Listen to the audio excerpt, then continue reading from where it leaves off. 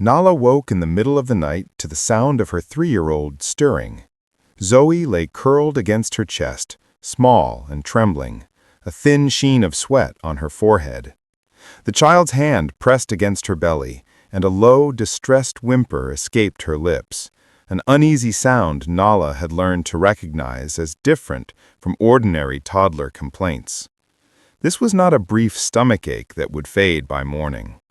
Experience and instinct tightened inside Nahla, turning worry into a single insistence: do not ignore this.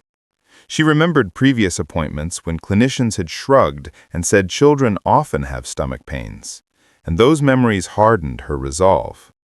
She thought of other parents who had shrugged off their own worries and the quiet cost of being dismissed. In that night-woken hush, Nahla promised herself she would not accept a pat answer. She would push until she had a clear explanation. By day, Nahla worked as a logistics coordinator at a small distribution company. Her schedule was a patchwork of calls, spreadsheets, and problem-solving, work that paid the bills and kept Zoe safe. Zoe had once been a constant whirlwind, chasing pigeons at the park, peeling open snack packets with a determined little grip. Lately, that energy had dimmed. Zoe tired more easily, lost a little weight, and complained of stomach pain after meals. At first, Nahla treated it as a passing phase, but the symptoms recurred, and the pattern worried her. She began to notice details she hadn't before: how long the pain lasted, what preceded it, and how Zoe behaved afterward. Those notes would soon become important. The pediatric office they visited for the initial appointment was tidy and efficient. Dr. Reynolds had a reputation in the neighborhood as friendly and fast. Parents liked that children could be seen quickly. But speed, Nahla began to notice, often came with shorthand. Consultations were brief: a quick exam, a sidebar of advice about hydration and bland foods, and a prescription for an over-the-counter remedy. The nurse suggested keeping a food diary. The doctor suggested monitoring symptoms and returning if things worsened. Each return visit produced similar instructions. The problem was not an absence of care, it was the absence of deeper inquiry. At appointments, the conversation sometimes shifted from clinical detail to lifestyle hints. "Is she eating regular meals?" a nurse asked. "Are routines consistent at home?" another inquired. Those questions felt reasonable in isolation, but after repeated visits, they began to land like gentle ways to shift responsibility toward caretaking rather than probing for less obvious causes. Nahla started keeping meticulous records: weight at each visit, timestamps of pain, photos of meals and stool changes, and notes on sleep and activity. Documentation, she told herself, would transform worry into evidence. After 3 clinic visits with little change, Zoe's condition worsened. One evening, her fever spiked, and Nahla rushed her to the emergency department. There, staff measured vitals, gave antipyretics, and ordered blood work. Processing delays meant answers did not arrive quickly, and the family was sent home with instructions to return if the fever persisted. Sitting at the kitchen table that night, Zoe finally asleep in her bed, Nahla felt both relieved and unsettled. Relieved that an immediate crisis had been managed, unsettled because there was still no clear diagnosis, and because the pattern of being told to wait and see had not changed. If this resonates, if you have been minimized by a clinician when you knew something was wrong, please like, share, and leave your experience in the comments. Nahla's story is not an isolated case. It echoes a pattern many parents recognize. By documenting what happened and insisting on answers, parents can sometimes change the course of care. At dawn, Nahla made a plan: request Zoe's records, schedule a consult with a pediatric specialist, and continue documenting every symptom. Documentation would be more than notes. It would be the backbone of the next steps. That resolve marked the beginning of a difficult path, one that would test her endurance, force hard choices, and eventually expose how quickly small dismissals can escalate into real harm for a child. Nahla had learned early that preparation mattered. She kept a notebook and a phone app where she logged every episode, time, temperature, what Zoe had eaten, and how long the child remained lethargic. She tracked weight and activity. The notes were clinical in detail, meant to turn worry into evidence. At the clinic, staff were polite and efficient. Dr. Reynolds offered standard advice: hydration, bland foods, and over-the-counter relief. He recommended a food diary and suggested waiting to see if symptoms resolved. The first 2 visits followed that pattern: a brief exam, symptomatic treatment, and an invitation to return if things worsened. Each time, Nahla left with a polite smile and a growing unease that her concerns were being categorized as routine. The friction was not overt hostility, but a string of minimizing responses. "Kids get stomach aches," a nurse said. "Sometimes parents worry too much," another added, framing Nahla's persistence as anxiety. Those comments landed awkwardly against the detailed notebook she carried, as if the notebook were invisible. As days passed, the symptoms shifted from inconvenient to alarming. Zoe became quieter at play, stopped finishing meals, and woke at night clutching her belly. Nahla's entries filled with frequency and intensity: vomiting after particular meals, a small drop in weight, and moments when Zoe's energy flagged. She brought the evidence to the clinic and asked for additional tests, but the response remained: observe and return. A turning point came when a clinician suggested changes in diet or routines at home might explain the pain, implicitly redirecting responsibility to caretaking rather than to a medical cause. The suggestion felt like blame. It ignored that Nahla had already adjusted meals and monitored portions. When she pointed this out, the conversation reverted to reassurance rather than targeted diagnostics. The pattern complicated daily life. Nahla missed shifts to schedule appointments, squeezed finances to pay for urgent visits, and carried a low-level panic that made concentration at work difficult. Still, she persisted in documenting everything, convinced that a paper trail would force more serious attention. A visit to the emergency department after a high fever produced basic blood work. The ED staff stabilized Zoe and ordered tests, but delays in results and specialty follow-up left Nahla unsettled. She had to press for a prompt consult, and even then the scheduling lagged. Hours stretched the timeline and amplified the stakes. Discussing the interactions with a friend in pediatric nursing confirmed Nahla's concern. "This happens more than people think," her friend said. "Sometimes assumptions about families influence how quickly investigations move forward." The comment crystallized a painful possibility. Subtle biases could shape care in ways that were hard to document, but real in effect. The accumulation of small dismissals had chipped away at Nahla's trust in the system. She understood triage and resource limits, but she believed the threshold for further testing had been reached. More worrying was the way her concerns had been reframed as anxiety, a gentle way of deflecting investigation. By the end of the week, she changed tactics.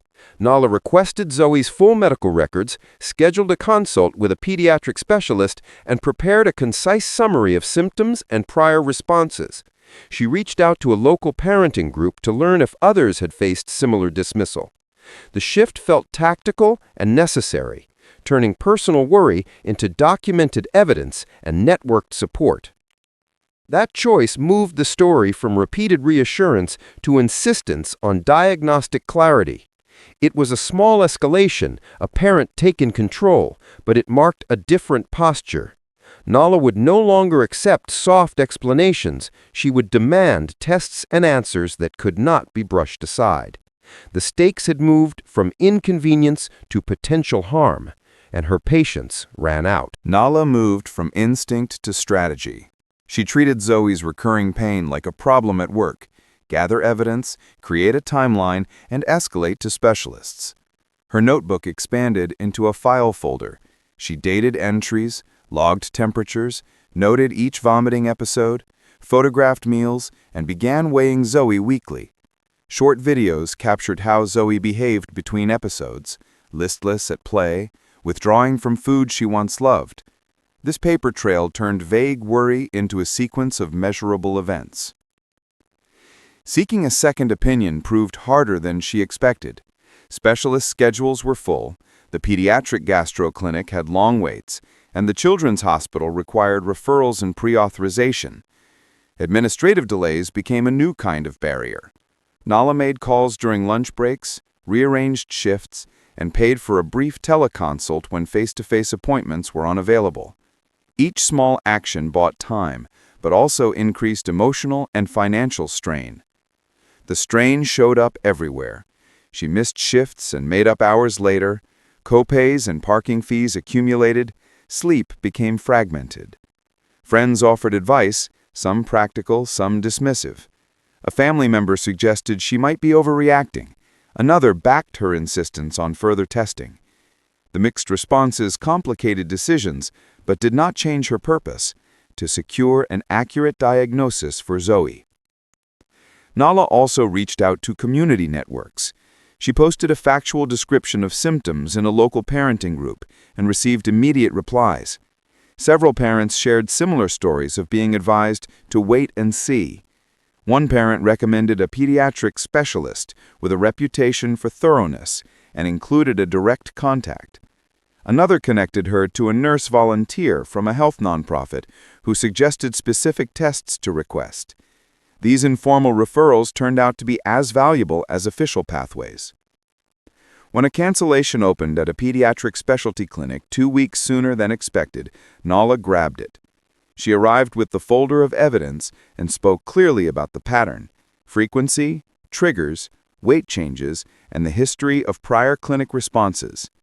The specialist listened with attention, asked detailed questions about stool patterns, hydration, and sleep, and ordered a set of diagnostic tests, basic blood work, stool studies, and targeted panels to rule out common causes of chronic abdominal symptoms.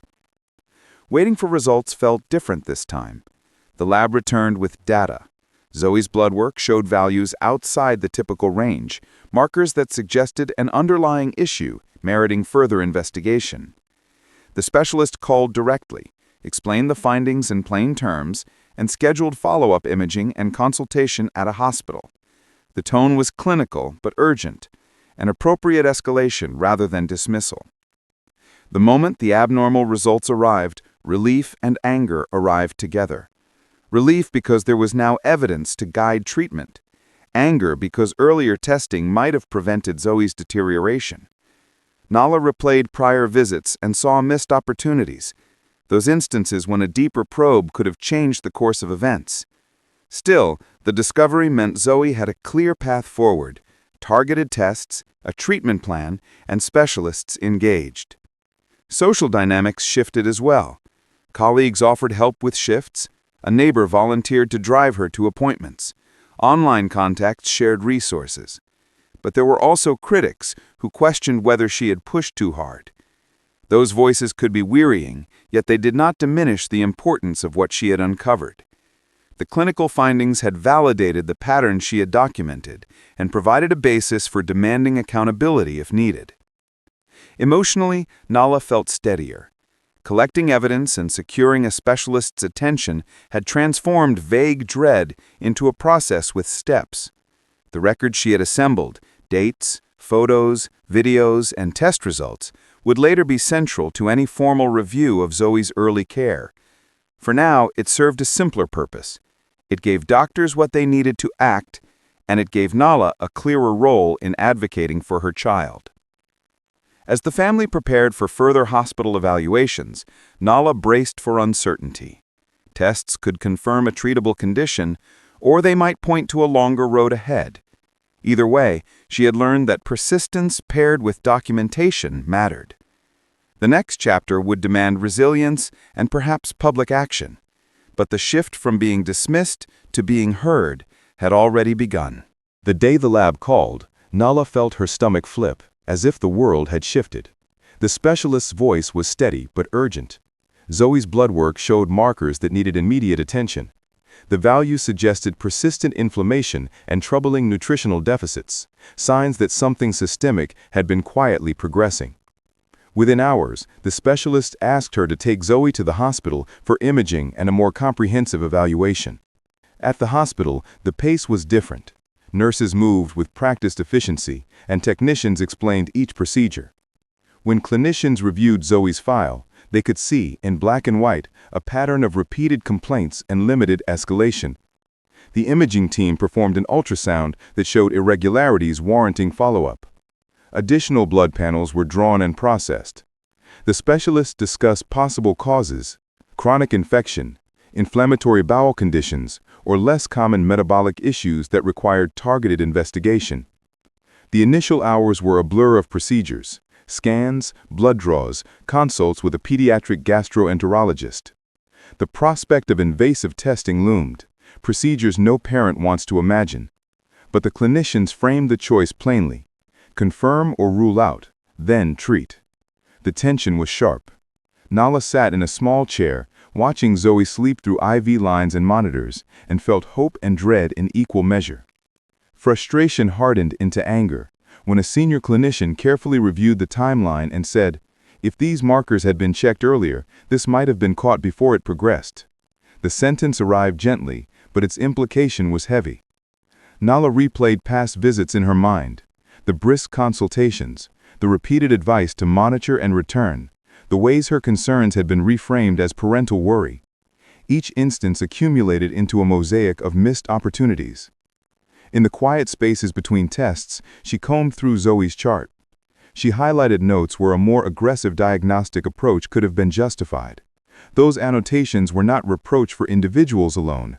They were evidence of a systemic pattern where certain symptoms in some children failed to trigger standard investigative steps. The realization felt like a collision: medical uncertainty paired with human consequence. Results narrowed the possibilities. The team identified a condition that required targeted treatment. The news was a mixed relief: clearer direction, yes, but also confirmation that the delay had lengthened recovery time and increased the intensity of interventions needed. Tests that might have been simple months earlier now required more complex care. For Nahla, the relief of a diagnosis carried the bitter aftertaste of time lost. The hospital stay exposed another layer: how parental advocacy intersects with systemic bias. A social worker met with her and listened to the account of repeated dismissal. She explained that disparities in pediatric care are documented, and that parental insistence often determines whether investigations proceed. Hearing the patterns named did not comfort Nahla; it validated her anger. The social worker offered resources and connected her with a community health advocate who helped her prepare for conversations with the clinic administration and local health agencies. When Zoe's condition stabilized and the family returned home, Nahla did not let the matter rest. She requested a formal review of the earlier clinic visits and sent a detailed letter to the pediatric practice outlining timelines, clinical entries, and her concerns about diagnostic delays. The practice replied with a cautious apology and an offer to meet, but the response fell short of the accountability she sought. For Nahla, the exchange underscored an uncomfortable truth: apologies without procedural change rarely prevent future harm. The combination of abnormal labs, hospital procedures, and a clinician's admission that earlier action might have mattered became a turning point. It transformed her intention from private advocacy for her child to public action aimed at systemic reform. She understood then that Zoe's case was not an isolated failure, but part of a broader pattern many families experienced in silence. Standing at Zoe's bedside the first night after discharge, Nahla opened a laptop and began to draft a factual account of the timeline: dates, tests, conversations, and the points where escalation could have happened. Her purpose was twofold: to seek answers from the clinic and to create a record she could share with community advocates and local media if needed. The delay had caused measurable harm. That harm needed a response beyond private frustration. The pain of delay had a face now, and Nahla would not let it remain anonymous. Nahla sat at her kitchen table late into the night, with Zoe sleeping in the next room. Hospital discharge papers lay beside her laptop: dates, tests, diagnoses, medications. The clarity of Zoe's diagnosis brought a new clarity to Nahla. Private worry would not be enough. if this was a pattern others faced. She drafted a concise, factual timeline: symptoms, clinic visits, tests ordered or omitted, and the hospital findings. She edited the account for clarity and posted it to a neighborhood parenting forum and a community health group she'd connected with at the hospital. The initial response was immediate. Several parents messaged similar stories of being told to wait and see. A local nurse reached out with resources and an offer to connect Nahla to a nonprofit focused on health equity. A handful of comments questioned whether she'd gone public too soon, but many offered support and referrals. The nonprofit provided practical support, guidance on requesting medical records, media coaching, and connections to other families willing to share anonymized experiences. With their backing, Nahla contacted a local journalist who covered healthcare issues. She shared records, a clear timeline, and on-the-record interviews. The reporter fact-checked, spoke to clinicians, and framed the story within a broader question: were families in the area experiencing systematic delays in pediatric diagnostics? When the piece ran on a community news site, it gained traction. Readers shared their own accounts. Advocacy groups began compiling similar complaints and anonymized case summaries. The emerging pattern suggested a need for process review rather than a single personnel failure. Community attention pushed the issue from private frustration into public scrutiny. The pediatric practice issued a careful statement expressing regret and invited Nahla to meet privately.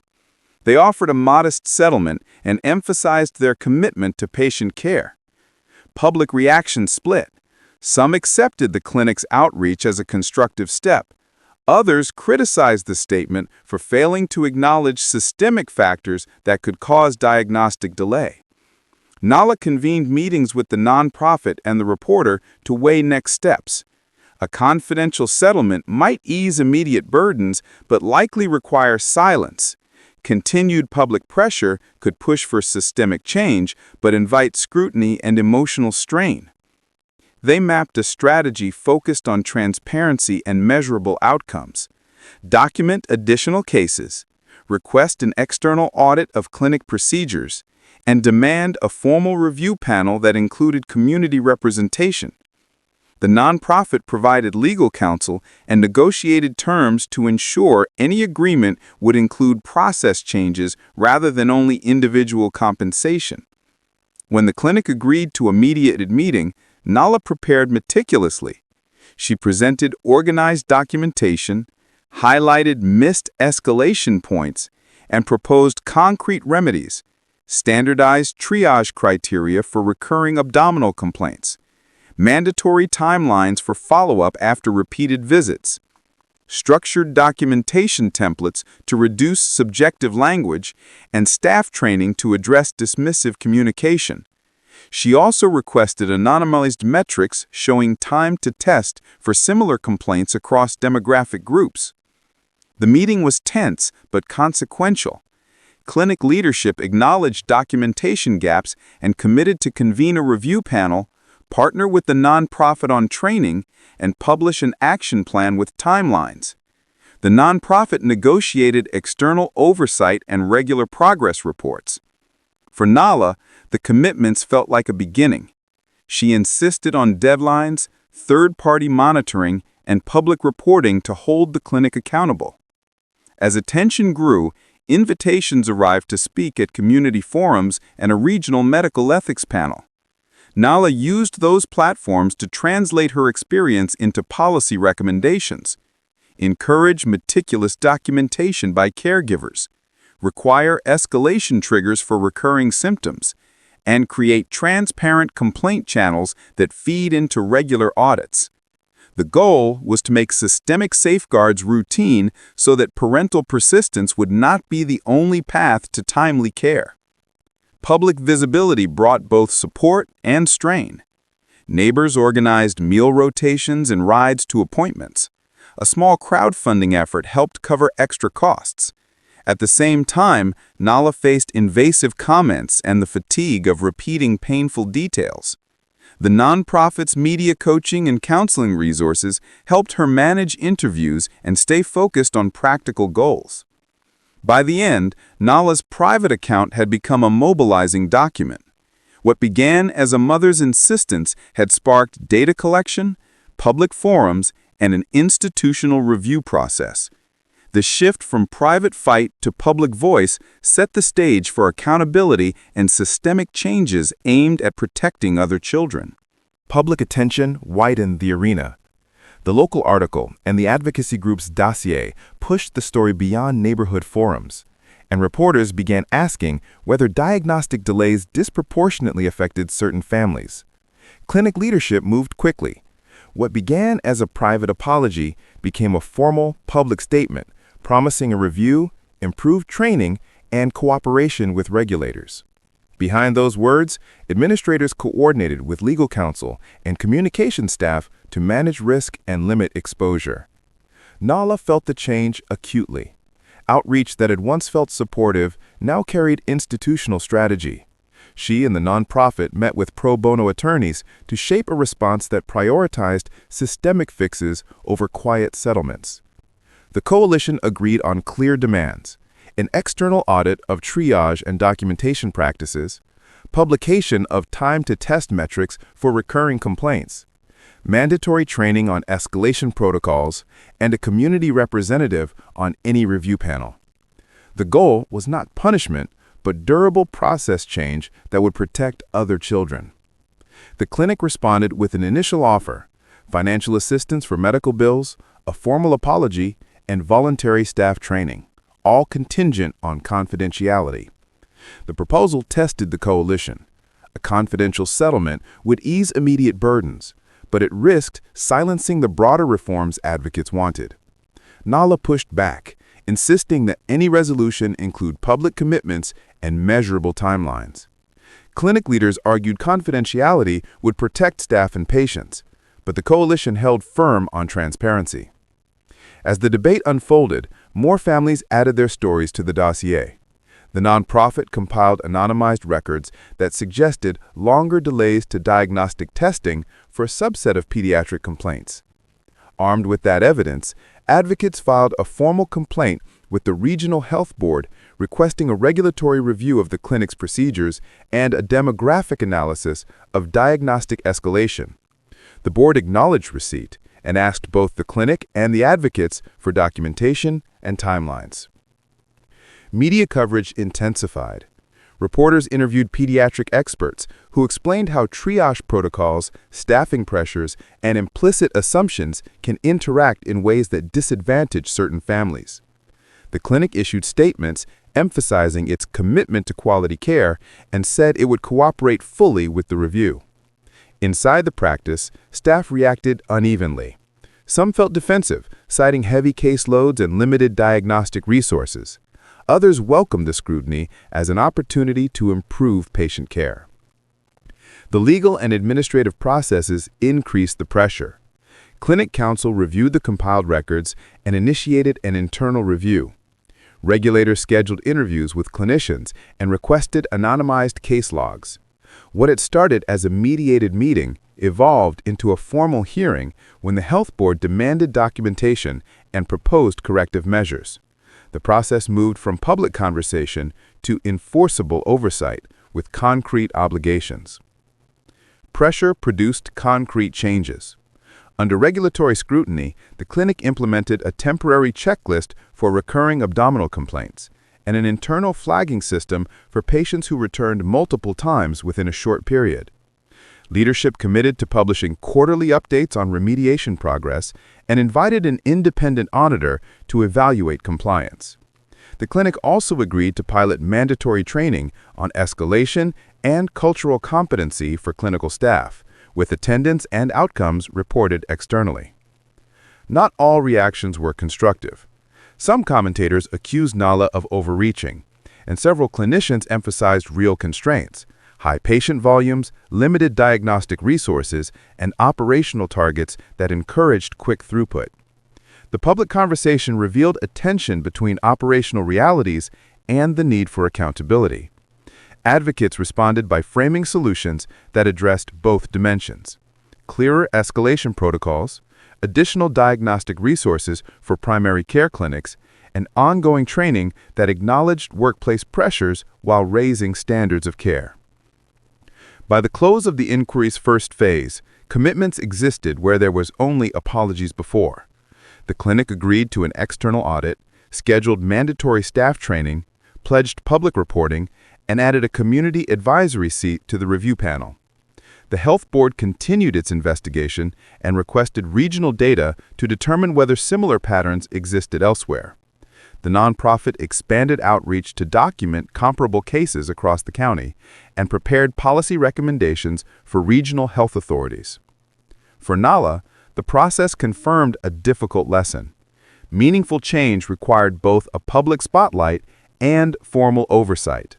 Speaking out had moved the issue from a single family's failure of care to an institutional conversation, and the stakes had widened from Zoe's recovery to broader clinical practice.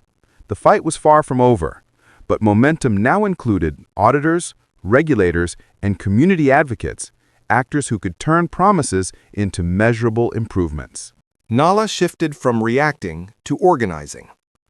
The town hall meeting the nonprofit arranged felt less like a symbolic gesture and more like a planning session.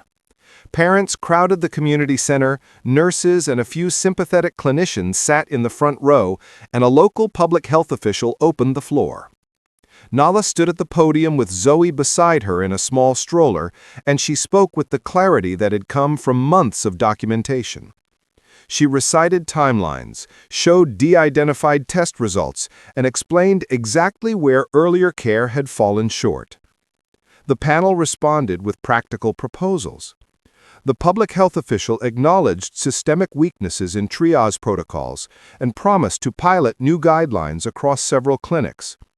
A pediatrician on the panel explained how simple checklists could prompt clinicians to order basic labs or escalate referrals when specific red flags appeared repeatedly. The conversation moved quickly from anecdote to protocol. Where Nahla had once been dismissed as an anxious parent, she was now a source of practical solutions. Working with the nonprofit, she helped draft a triage checklist for recurrent abdominal complaints in children, defined symptom frequency thresholds, mandatory weight monitoring after 2 visits, a timeline for ordering basic labs, and a requirement to document parental concern explicitly in the medical record. The checklist was clinical and actionable. It did not seek to shame clinicians, but to provide clear decision points that reduced subjectivity. They also proposed a parallel caregiver guide, so parents would know what evidence to collect and how to request escalation when needed. The coalition presented the package to the clinic board and the regional authority. Initial resistance softened when an independent auditor validated the data showing variable time to test metrics. Under supervised pilots, clinics using the checklist saw faster diagnostic escalation for repeat complaints and fewer missed opportunities for early intervention. The region agreed to fund the modest expansion of diagnostic capacity in primary care settings to reduce the burden on emergency departments and speed access to basic tests. Nahla pressed for accountability measures.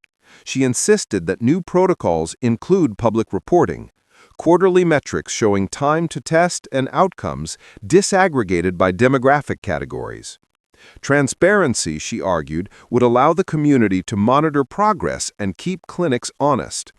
The health board accepted the request in principle and added community representation to the oversight panel. Concrete outcomes followed. Within months, a nearby clinic reported that a toddler with recurring stomach pain received immediate blood work and an expedited consult. Clinicians identified the issue early and managed it without hospitalization. Parents said they felt heard. Clinicians described the checklist as a useful guardrail in busy practices. The improvements were measurable even if imperfect. Some clinics struggled with workflow changes, but overall, the pilot reduced diagnostic delays.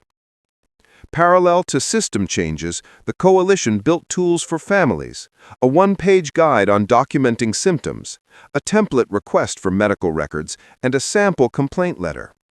Community health workers trained parents to use the materials at clinic intake points. Empowering families to create clear, timely records made it easier for clinicians to act and for auditors to detect patterns across practices. Resistance did not disappear. Some clinicians felt targeted, others worried about added workload. To address those concerns, the coalition proposed hiring nurse coordinators to manage follow-up flags and handle administrative tasks associated with the checklist. The regional authority funded a limited pilot for these positions, which eased adoption and preserved clinician time for complex cases. For Nahla, the changes were meaningful but bittersweet. The reforms promised reduced harm for future families, but they could not rewind the hospital stays Zoe had endured. She continued to participate in oversight meetings, mentor other families, and speak at training sessions about how small process changes yield big protection. Her role evolved from a parent advocating for her child to a community leader helping shape safer systems. When the pilot programs rolled out and the oversight panel published its first quarterly report, the changes Nahla had fought for became measurable practice. Clinics that adopted the triage checklist reduced time to test for recurring pediatric abdominal complaints in the initial sites. Community reporting channels captured near real-time feedback from parents, and the addition of a community representative on the review panel ensured accountability. Zoe recovered with time and targeted care. The specialist-led treatment plan, dietary adjustments, and careful follow-up helped restore her weight and energy. Recovery was not instant, and it left lingering anxiety, but watching Zoe regain her curiosity offered Nahla a deep relief. Still, the memory of the weeks spent in hospital and the fear that preceded tests remained with her. Healing required both medical recovery and emotional repair. Institutional change proved slower and messier than advocacy headlines suggested. Some clinics embraced the new procedures quickly, others resisted, citing staffing limits and workflow strain. The Regional Health Authority funded a limited set of nurse coordinator positions to manage flagged cases, and the diagnostic capacity pilot was extended. Data transparency revealed areas needing improvement and allowed advocates to target assistance where it was most needed. Change required iteration, patience, and sustained engagement. Nahla continued to press for sustainability. She worked with nonprofits to develop training modules and refined the caregiver documentation guide into a one-page intake tool clinics could hand families at the first visit. She testified at a regional health hearing about why standardized escalation mattered, and other parents came forward. The coalition published a toolkit that included the triage checklist, workflow recommendations, and sample documentation templates to help clinics adopt the practices. The lessons were practical. First, parental documentation matters. Meticulous records of symptoms, weight, and timing help clinicians make objective decisions. Second, clear escalation triggers protect patients by reducing subjective judgments that can be influenced by bias. Third, transparency and external oversight create accountability that internal apologies alone cannot sustain. Finally, pairing advocacy with pragmatic solutions, checklists, training, and funded coordinator roles helps bridge the gap between good intentions and reliable practice. For the community, Nahla's story catalyzed a broader conversation about how healthcare systems respond to parental concern. It illuminated how small decisions, skipping a test, dismissing a parent's worry, can accumulate into harm. It also showed how an individual's insistence, when paired with organized support, can generate systemic shifts that protect others. Community clinics reported increased trust from families as the new processes reduced uncertainty and clarified expectations. Nahla herself changed. She still checked Zoe's temperature at night and kept the symptom folder, but she no longer carried the raw panic that had marked the early weeks. She channeled energy into advocacy and mentorship, joining the nonprofit's Parent Advisory Board and helping train volunteers to assist families in documenting concerns. Those activities amplified her impact while keeping her grounded in practical work. The path forward was clear but ongoing. Systems need continuous review. Pilot programs require scaling. Funding must be secured to support roles that make protocols workable in everyday clinics. Advocacy cannot be a single event. It must be sustained through data, oversight, and community engagement. Nahla's fight pushed one region to change how it handled recurring pediatric complaints, but the effort needs champions elsewhere to ensure timely, evidence-based care for children across many communities.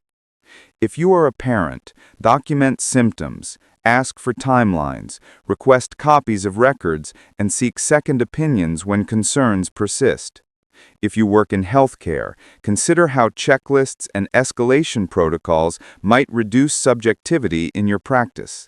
If you care about equity, support community oversight and transparency in local clinics. Small actions, from a one-page intake form to a scheduled follow-up requirement, can prevent harm. Nahla kept a photo of Zoe on her desk at the nonprofit office, a laughing face that reminded everyone why the work mattered.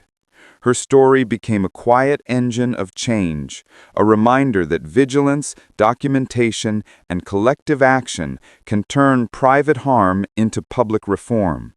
The lesson at the heart of this story is both straightforward and profound.